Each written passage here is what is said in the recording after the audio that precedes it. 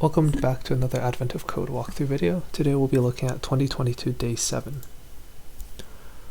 So, here the device that the elves gave you yesterday has more problems than just the communication system. You try to run a system update, but you're out of space.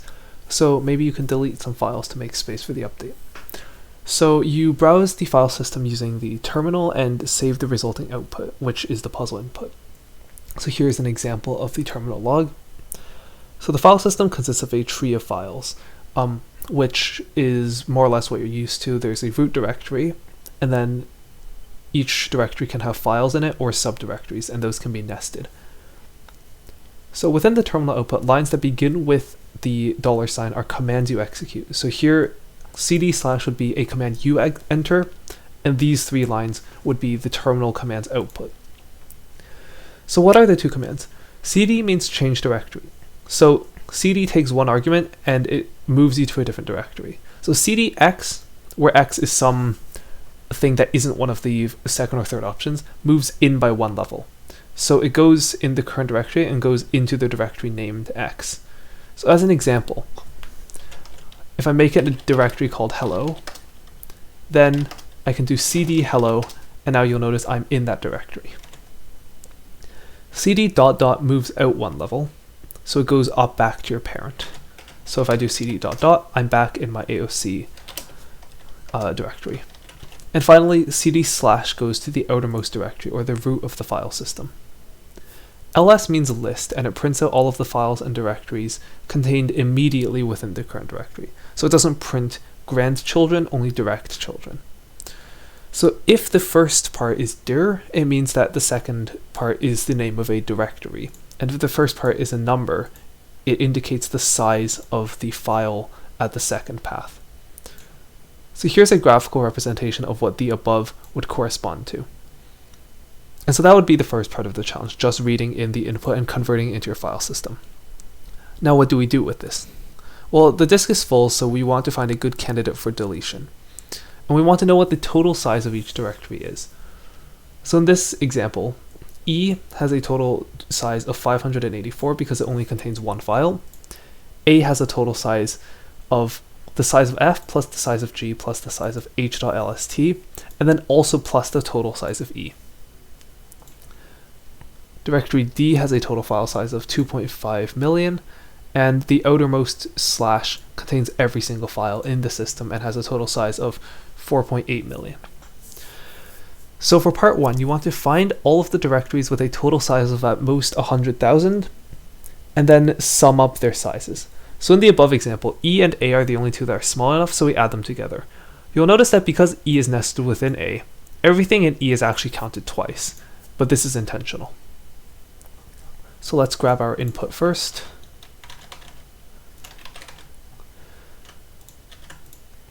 So the first thing we need to think about is how do we even plan on storing our input? And I think the easiest way is just as a nested dictionary. So there are some other ways you could go about storing this, but nested dictionary is the easiest. A, because it helps with the recursive nature of how we are interpreting our input, and B, because it helps with the recursive nature of determining the file sizes later on. So in order to keep track of which directory we're in, rather than storing the path and deconstructing it each time, I'm just going to store an object reference to our current working directory. So initially root will be just an empty dictionary representing a directory containing nothing, and we'll also set the current working directory cwd equal to the same thing. So the important part here is that these two point to the same object. They are not deep copies. So if I do root 1 equals 2, then if I print cwd, you'll notice that cwd also contains this mapping because they refer to the same object. And to also keep track of our stack. So basically every time we go into a directory, I will push the old directory onto the stack so that when we do cd ... we can pop and go back up one level. So stack initially starts out empty because there's nothing above the root. So now we go through each line of input. So there are two possibilities. If it starts with a $sign, then it is a command. So if line at index 0 equals the $sign. Now there are two possibilities. Either it's CD or LS. So we only need to check the line at index 2. It will be a C for CD and an L for LS. So if it equals C, now we need to get the directory name that we're changing into. So that starts at index 5. We skip over 5 characters before the path name. And so directory equals line starting from index 5. Now, if the directory is equal to slash, then we go back up to the root. So we set the current working directory to the root, and we clear the stack. Otherwise, if the directory is equal to ... we set the current working directory to what was last on the stack. So that's stack.pop. That removes the last element of the stack and returns it, so we can set the current working directory there. Otherwise, we need to go into the directory. So first we want to make sure that the subdirectory actually exists. So if it doesn't, if there is not a key of current working directory, then we set it to equal a new empty directory, because we're seeding into it, so it has to be a folder and not a file. And now we push the current directory onto the stack, and then descend into our subdirectory by reassigning CWD. And so because Python is passed by reference, this will be passing the actual original object into stack.append. So the stack will be a list of object references that actually point to subdirectories within root. There aren't copies, this is all within root, and the stack just contains instances that point to the subdirectories. What if we have an ls line? Do we actually need to do anything? And the answer is no, we actually don't. All we care about is what directory we're currently in. Every time we see a data line, that means that we need to modify something within our current directory. But our current directory only changes with CD. So as long as we know where we are, we don't care if we call ls or not. For all we care, if CD printed out the values upon entering the directory, that would work just as well for this problem. So we can skip the ls case. If we get a line of data, then we first split on spaces to get the size or the keyword dir, and then the path name itself. So if x is equal to dir, we note here that we actually don't need to do anything. Now, you might say, well, why don't we need to ensure that the subdirectory exists? And the reason is because if the folder size is 0, then it doesn't affect the size of any of its parents, or sorry, its ancestors. And also, even though it will be smaller than 100,000, so we should add its size to the total, its size will be 0 if we don't CD into it. And so we can just neglect it. Because if there's something in it, then we would have to CD into it to know, and so when we CD into it, we would get that data. However, it's probably a good idea to write this in anyway, just in case part 2 requires you to do something like counting the actual number of directories. So just in case, we will put it in just to avoid ourselves a headache later on. So if if y not in CWD, then CWD at y equals the empty directory again. Otherwise, x is the file size and y is the file name. So we can set CWD at y equal to int of x. And so we'll represent files by just an integer. We don't really, there's nothing more to them, so they're just going to be an integer within our structure. So now let's print out our root, which is the entire file system, just to get an idea of what we're looking at. So if we run it on our test input, we get this. So does this look correct? Well, we have A, which is a directory, so this is its entire subdirectory. It has a directory named E, which has a file named I of size 584. It has a file, A has a file F with size 29,000. That's correct. This is correct. This is correct. And then there's also a b.txt and a c.dat within the root itself, which we have represented here. Finally, we have a directory D, which contains 4 files that are represented here. So now we have our file system stored correctly. Now let's move on to actually solving this. So we need to find the total size of each directory and then sum up the ones that are small enough. We can do this all in one pass. So let us define a function called solve, which will take a current directory. And this we can just set the default to be the root. So solve will return two values, the size and the sum of all directories, including itself if applicable, that are within it that have size 100,000 or less. If that sounded a bit confusing, it will make sense once I implement it. So if the directory is an integer, so type of directory equals int, then this is a file. So its size is just its value, the integer, and the answer is 0 because it's not a directory, so even if it's small enough, it doesn't count as the directories that are small enough to be summed up. So the answer value will be 0. If that is not the case, then we have a size, which will initially start at 0, and the answer key, which I'll call ans. This is the accumulator value that I talked about earlier. So for each child, for child of dir.values, sorry, in dir.values, by the way, .values is just a function that obtains an iterator of the values of a dictionary. We don't care about the file names here, so we don't need to have the keys. We will do sa equals solve child. So we'll return two values. S is the total size of this directory, and a is the sum, accumulating sum value. So ans plus equals a, because since we need to return the total number, the total sum within us, we also need to report the total sum of each of our children. And also the size plus equals s, because the size of a directory is just the size of all of its children added together. So now if the size of this directory is less than or equal to 100,000, then we also add it to the answer. So crucially, if the size of our current directory is too large, then the answer for this directory is just the sum of the children's answers. If this current directory is also small enough, then we add its size to our total sum. And finally, we return a pair containing the size and the answer. So when this gets returned back up to here, its parent will be able to will add its total size to its own size, and then be able to report on the sum of all of its descendants that are small enough.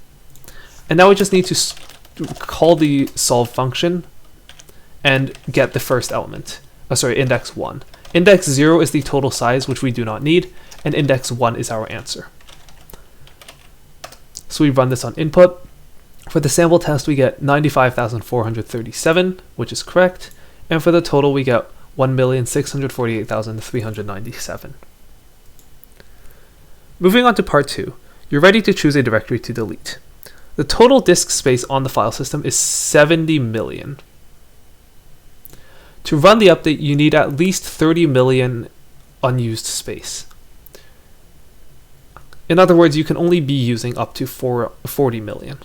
You need to delete a directory that will free up enough space for it. So in the example above, the total size of the root directory is 4.8 million. Recall that you need 48 million. Recall that you need 30 million free of 70 million. In other words, you can only be using up to 40 million. So the amount you have in excess is your total size minus 40 million. Keep that in mind. So in this example, that's 8 million, which is 48 million minus 40 million. So you have the following options. Apparently you cannot delete a file, you have to delete a directory. So you have these 4 directories that you could delete. Now E and A are too small, deleting them wouldn't free up enough space. D and slash are large enough, and so you choose the smallest of these, which is D.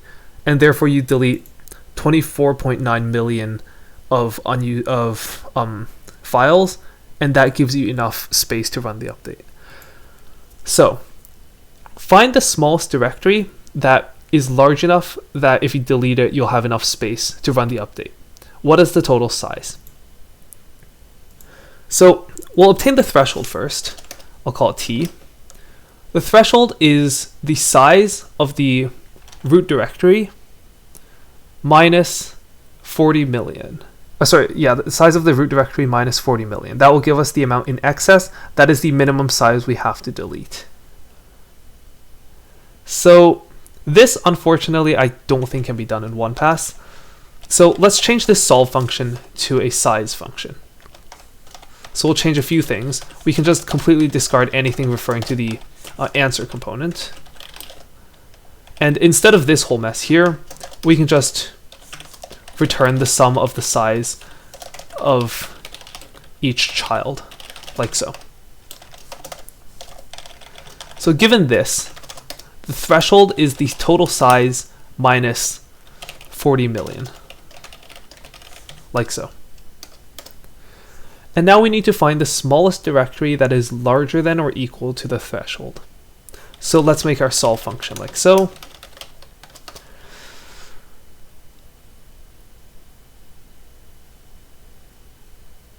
And just to avoid, actually no, I won't bother with optimizing. So now we have our response, I'll call it answer again. The answer will be the smallest valid directory within and including this current directory. So we'll start it off at infinity. If the current directory is small enough, so if the size of the directory is large enough to be valid for deletion, then we'll set the answer equal to that. Note that I am duplicating size calls. This technically isn't really efficient because this is a recursive function that might take a while. I don't really care. Now we go through each of its children. For child of dir.values, in dir.values. Again, you can only delete directories and not files, so we'll skip over any file. So if type of child is equal to int, then we just skip over it. And now we obtain the child's total size. So q equals size of child. Not size of child, solve child. So now q is the size of the smallest valid directory within child, including child that can be deleted.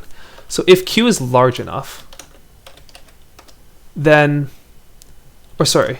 since we're only returning valid values, q will always be large enough. So answer equals min of ants and q. What this means is basically, if the current target directory that we found is already smaller, then we don't change it. But if q is smaller, then that means that we found a valid directory to be deleted that is smaller than the answer. So this gets the minimum of the two. And now we just return the answer.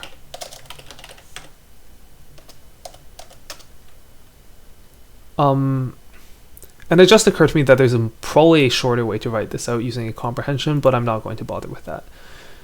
And finally, we just need to print solve, and that should give us our answer in theory.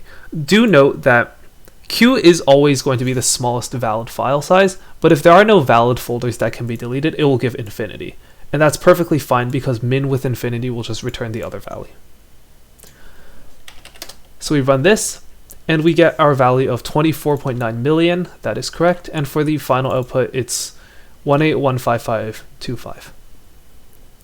So since this was a bit of a long one, let's just recap how we solved this. So let me just hold Control-Z for a second to get the old solve function back. Okay. So this part is the same. So in order to read the directories, what we did was we kept a variable pointing to our root, and then we also had a instance pointing at the current directory. And we had a stack to keep track of what our ancestors were. At each step, if we cd to the root, we just jump to the root directly and clear our stack. If we jump up one, then we pop our stack off and change our current pointer. And otherwise, we create the directory if it doesn't exist, add our current directory onto the stack, and then descend. Otherwise, if we get data lines, then if we get dir, we create the directory if it doesn't exist. Recall that I said we might need this for part 2. We actually didn't, but just to be safe, it doesn't hurt to add this earlier on so you don't run into weird bugs later. And otherwise, we just assign the file size directly within the directory. For part 1, we needed to find the total sum of all directories whose total size was 100,000 or less. And so we made a joint recursive function that can do both in one pass. So it returns two values, the size and the answer, where the answer is the sum of all valid directories within it. If it's a file, then its size is just the integer value itself, and the answer is 0 because we're only summing directories. Otherwise, we keep track of the size and the answer for this current directory. The size is just the sum of each of its children's sizes, which we obtain from the sol function first value. And then the answer is also the sum of the answers for each child, which we obtain from the second sol value, plus if the current directory's total size is 100,000 or less, then we add it to its own answer value as well. And so our output is just the answer value for the root directory. In the second half, we had to find the size of the smallest smallest folder that is large enough to be deleted. So I'll call that valid again. So this one, it wasn't so easy to do a single pass, so we just did it in two passes. So first, we define our recursive size function, which does the same as the first one, but ignoring the answer value now. And then we get our threshold for deletion, which is the size of our current directory minus 40 million. That's the amount in excess, so that's the minimum amount of data we have to delete. And then we define a sol function, which gives us the smallest directory within our current directory that is valid, or infinity if there are no valid ones. So if the directory itself is large enough to be deleted, then we set the answer to its size. Otherwise, we go through each child and only looking at directories. If its smallest directory is smaller, then we update our value. And finally, we return the minimum of all valid directories that can be deleted. And so when we call this on the root, we get the smallest directory out of the entire file system that is valid for deletion. So yeah, again, quite a significant difficulty spike from day 6. I wasn't expecting such a discrepancy. Sorry if this solution was a bit more confusing than usual. If you need any clarifications or have any questions, feel free to comment below. I go through all of my comments and I'll be sure to answer any questions that you may have. So that's all for this video. Thank you for watching. I hope you learned something and enjoyed, and I'll see you tomorrow for day 8.